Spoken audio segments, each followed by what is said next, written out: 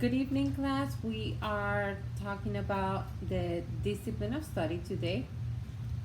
We have learned that the discipline of study has four steps: repetition, concentration, comprehension, and reflection.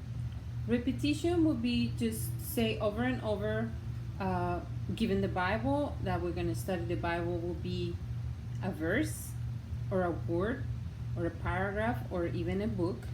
Eventually, we can repeat it enough times until it comes out naturally, even without really thinking about it. It will change our mind. Concentration means that every word that we read, we are conscious of what it says. Comprehension then will be the meaning of that word that we have read and understood in concentration, and then reflection will move into understanding the extent of the word that we have read. We will put it in our lives. We will see the many places that can reach, and in what way is instructing us in our lives and changing our hearts. There has to be a heart change. The discipline of study has the power to change ingrained habits, things that we've done for years and years. By repeating the Word of God, can change our habits. The whole person, with the power of the spoken word, can be conformed to what we're saying, so we can choose a verse that would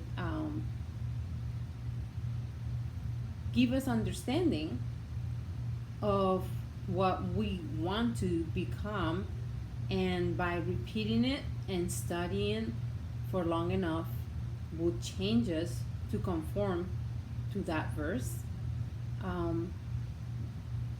The study I made was in the tree that I have in the backyard. It's a big tree, and by looking at it for long enough, I realized that it's not a healthy tree, that it has not grown to be to its full potential. It's not as green as it should be, and it's not as strong as it should be, and maybe even not as big as it should be. Uh, the lack of air, clean air, probably, the constructions that been built around it that has not allowed the roots to grow. And even though it's not a tree that has its full potential, it still gives shade in the summer, and it still gives habitat for animals and insects and birds around it. In the same way, us humans can be humans, can live this life without the nourishment that we should take as water and food and the Word of God. Those are the three main things that we will need to grow to our full potential and to what God has made us to be.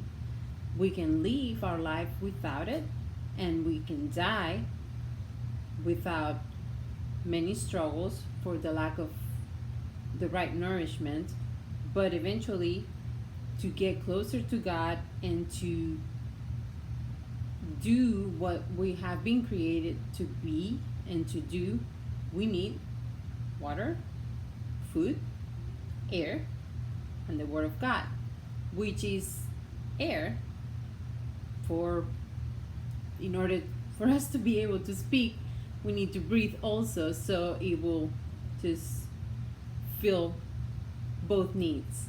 And as we have studied, the Word of God will also change us and conform us to the purpose that God has given us in our life. So that's all I have today. Thank you so much. Have a blessed day.